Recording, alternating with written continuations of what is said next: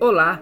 Nesse vídeo eu mostrarei uma planilha com painel de atendimento com chamada de voz em Excel para ser utilizado em clínicas, guichês e outros locais. É muito simples. Aqui na opção ver lista é possível ver a lista de chamada. No centro, quem será chamado.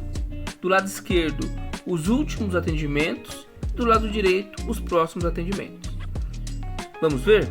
Atenção, chamada de atendimento, 3, Lucas Márcio, sala 7. Atenção, chamada de atendimento, 3, Lucas Márcio, sala 7. Bom pessoal, é isso aí. Na descrição tem o link para realizar o download da planilha. Muito obrigado e até mais.